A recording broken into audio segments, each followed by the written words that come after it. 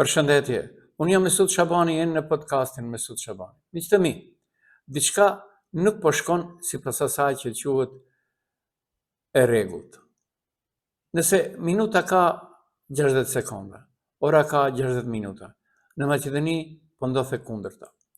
Vlen hesht. Heshtin kryetarët e komunës së Todhë, Bilat Kasami, Gostivarit dhe ai Strugës me ndiqyra Patrioti me bateria. Çka po ndodh? Dje është nënshkruar një kontratë ndërmjet Bashkimit Evropian, disa bankave dhe qeverisë së Republikës së Maqedonisë. Ka dalur dhe është lavdruar Nikolovski nga autostrada në Hëkurudh, vetëm aksi lindor, pra, vetëm aksi lindor. Apo varroset kështu në heshtje korridori 8 rrugor në Maqedoni, deklarata e Nikolovskit ku vetëm nuk fluturon. Diqeni. Ono što je interesno uštedna odnosno ekspresna delnica, ekspresen pad, to je onaj od Komanov do Straci, minati od Patra Brašov ovdje, ima li nekakva promjena? Koga je počela? Imаме задвижување, без некакво дел од планот за раст на Европската унија, ќе има и ИПА компонента, така што очекувам до следната година заедно со Европската унија да ги завршиме сите документи и да почне таму да се гради. Добро е таму експроприацијата е завршена. Одиме на проектирање и на изјава и сакам две работи да најавам вечерва. Во соработка со директорот Трајновски на јавното предпријатие за државни патишта објавуваме тендер за сите потребни студии, физибилити студии, еколошки студии, социјални студии за експресен пат кој што ќе оди Кочани, Виница, Делчево, а за скоро време ќе излезе и за експресниот пат Радовиш, Струмица, што значи дека сериозно ќе се инвестира покрај во Централна и во Западна Македонија и во Источна Македонија. Po pra, Ministri Transportit Nikolovski, për shkak se nuk investoi, ja po bëhen gati 2 vite gjysmë në Maqedoninë Perëndimore, pra në Pollok, as 1 kilometër. Pa marrë parasysh se Bilal Kasami u mundua që ta kontrabandoj këtyre ditëve në një rrugë në rrugën Shtipska, që nuk ka të bëj as pak me rrugët regionale. I di Bilal e punët e veta, pse e ka thirrur. Pra, del se më anti-shqiptari ministër deri tash në qeverinë e Republikës së Maqedonisë së Veriut nga viti 1992 deri 2025. Pra, kemi zhvillim jo të pabarabartë regional. Mbrëm ka folur për 2 relacione të reja, ekspres rrugët Koçan Vinic Delçev dhe Radovish Strumic. Kjo Radovish Strumic patjetër të kaloj nëpër Shtip. Kok njeriu nuk lëviz brenda ditës. Rrugët duhet të kenë edhe suportin material të investimit ekonomik. Të para duhet të thënë nga Bashkimi Evropian. 175 milion euro. Ndërsa rruga regionale Shkup Tetov Gostivar, as që arnohet. Dhe merrni në mend, është përqeshur. Kërçov orë llogaritin si Maqedoni Perëndimore.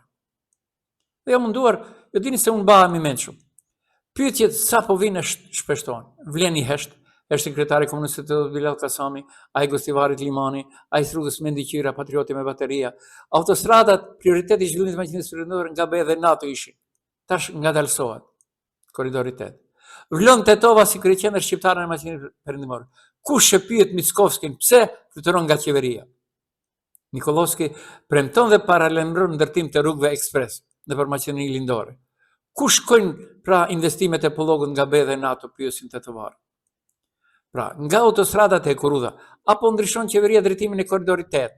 Korridori 8 është në udhkryq, pyesin tetovarët. Rrugët mbeten në letër, Hëkurudha bëhet prioritet A, ama vetëm një aks, ai lindor.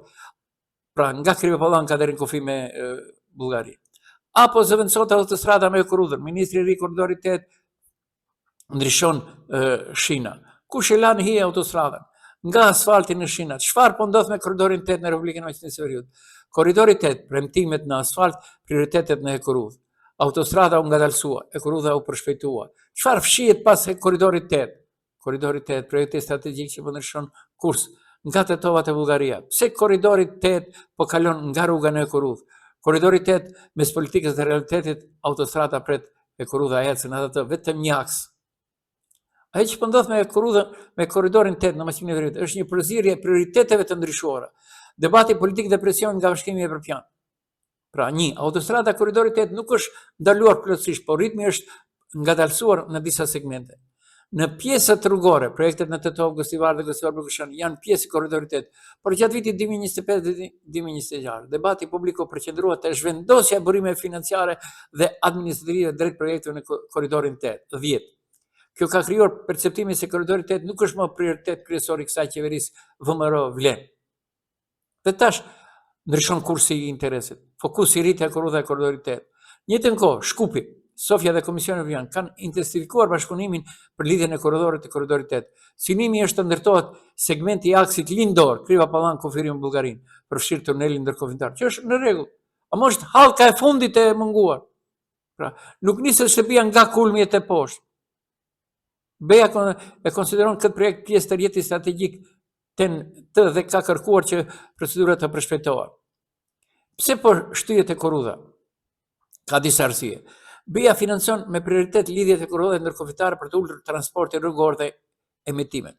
Pas agresionit rus ndaj Ukrainës, korridori 8 mori edhe rëndësi gjeostrategjike dhe ushtarake si lidhje mes Adriatikut dhe Detit të Zi. Institucionet evropiane konsiderojnë korridorën pjesë të koridoreve strategjike të NATO-s dhe TENT. Pra, ndërsa në Maqedoni vazhdon debati politik në Republikën e Maqedonisë, vetëm te popullata në Maqedoninë perëndimore në Pollok. Pra, këtu fillon polemika. Opozita akuzon qeverinë se po i jep përparësi korridorit 8 dhe se po zbe rëndësinë e korridorit 8, veçanërisht pjesë që lidhet Maqedoninë perëndimore me Shqipërinë. Opozita dini kush është në Maqedoni? Populli. Qeveria argumenton se nuk e ka braktisur korridorin 8, por se avancon paralelisht projektet rrugore dhe korridore, sipas financimeve që sigurohen nga partnerët ndërkombëtar. Çfarë do të thotë kjo për Pollokun dhe Maqedoninë perëndimore? Kjo është pyetja më e ndjeshme politikisht. E korrudha që po promovohet aktualisht është kryesisht aksi lindor, Kumanov, Kriva Pallan, Bullgari. Ndërkohë, aksi perëndimor, Kërshov, Rrugë Qaftan, Shqipëri, që prek drejt për drejt Maqedoninë perëndimore dhe Pollokun, mbetet shumë më pas në afatet e realizimit. Dokumentet e VBI-f parashikojnë përfundimin e lidhjes drejt Bullgarisë deri në vitin 2030, ndërsa zgjirimi drejt Durrësit dhe Shqipërisë është planifikuar në një horizont më gjatë deri vitin 2040. Pra, nuk kemi një kalim nga autostradat e korrudha, por një ndryshim të theksit.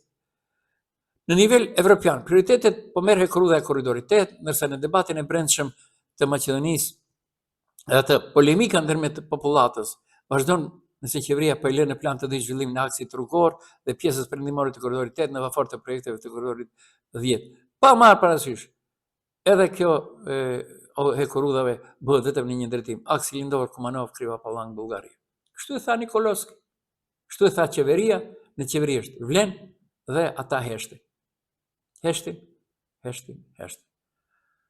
Ishit pra në podcastin Mesut Shabani për temën e korridorit 8 dhe korridorit e korridor, pra, nga autostrada në korridor vetëm në aksin lindor. Dëgjohemi me tema të tjera.